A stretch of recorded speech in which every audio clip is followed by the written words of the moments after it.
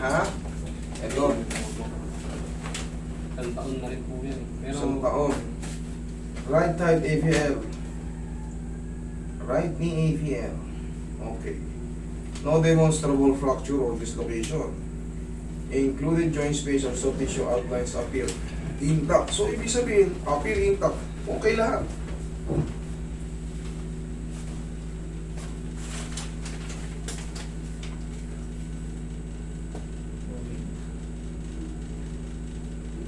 Dito lang tayo. Dito lang tayo magkakatalo yan, idol. Ito. Yan lang, spar na yan. Yan, spar na yan. Yan lang tayo magkakatalo. Pero yan dito sa may ano mo, maganda pa yan. Kahit pa paano, makapal pa. Ngayon, ano bang nangyayari sa'yo? bali yung Pero yung ligaments, walang report. Okay. hindi po kasi lagi itong masakit. Kaya pag nagkakamali ako ng ano, magalaw siya eh. Ano siya yun, yung umuuga-uga. Sabi ko na nga ba eh. Sabi ko na nga ba. Pag umuuga na yung tuhod nyo, hindi man ACL ang napatid sa inyo, malamang yung mga lateral nyo or MCL. Okay. Ang mangyayari yan, idol, ipapa-MRI mo yan. Isang taon ng ganyan yan, Mahigit na rin. mahigit na rin. Ano bang nangyayari sa'yo before? Sa basketball to yung pag talon ko siya, natuhod siya dito. Nag-shitty talaga. Gumanon. Malamang napatid na ano yan. Tignan ko nga, higa ka. Sana may magawa pa ako.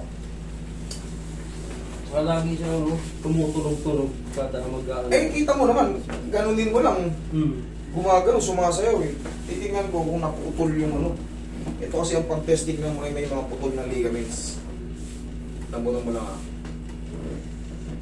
Oh, positive. Naramdaman mo? Sir, ay, pre, lapit ka. Lapit ka. Tingnan mo.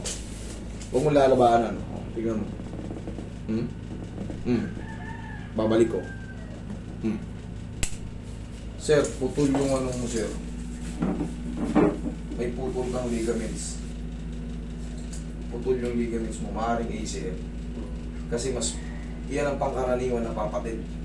Ang mangyayari dito, sir, ako actually, wala akong magagawa dito. Ang magagawa ko lang dito, sabihin na natin, i-align ko to, oo, giginhawa ka.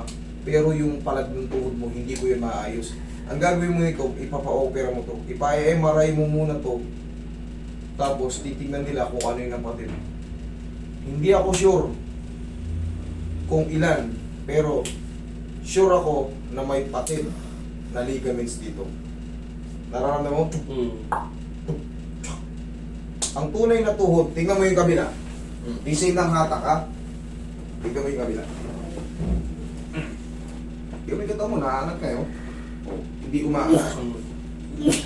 Yun ang pag-testing na may putol kang ligaments. Sir, ang gagawin mo talaga rito, yan, tama yan, may ganyan nga. Para kahit paano may tibay yung tuhod mo. Hindi ano. Ang gagawin mo talaga, pupunta ka ng ortho.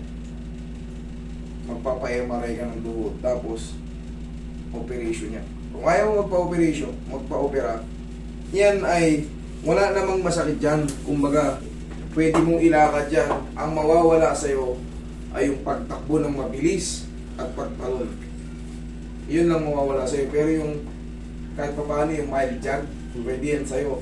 Pero yung tatalon ka, takbo, tapos talon,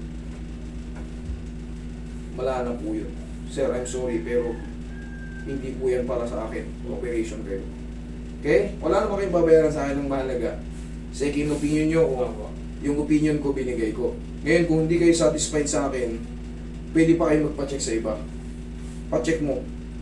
Okay? Third opinion bago kayo mag-decide na operation. Kasi nobody's perfect. Pero, syempre yan kasi para sa akin, napag-aralan ko na yan eh.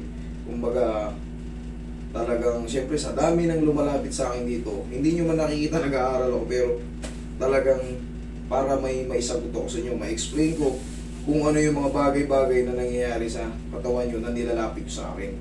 Ngayon nga, ang sa akin, ang take ko dyan, pa-MRI ka para malaman mo kung ilan ang patid.